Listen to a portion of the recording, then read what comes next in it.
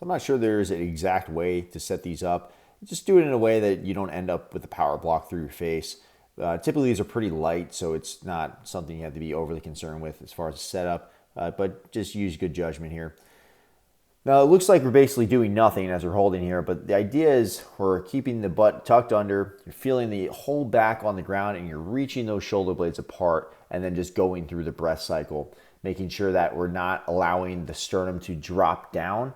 We're keeping a nice position with the sternum, but still allowing those shoulder blades to reach. A lot of times what happens is when you reach too far, the whole chest will kind of cave in. So we want to avoid that. At the same time, we want to avoid the chest being excessively arched and going into extension. We want to feel the whole back is on the ground, especially as we go through the presses. You're going to keep that. We're going to feel a nice finish at the top with that reach, and then maintain that sternum position as you go through the bottom range of motion. So if we look from the back, it's a little bit better of an angle. You can kind of see what the shoulder blades are doing a little bit more. Still not great, but you get an idea.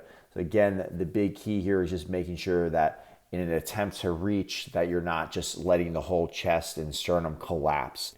This would be an example of going a little bit too far. You can see that as I reach, my head's moving, the sternum is dropping down. So a little bit less of a reach than that, but the idea is to feel the shoulder blades move around the rib cage.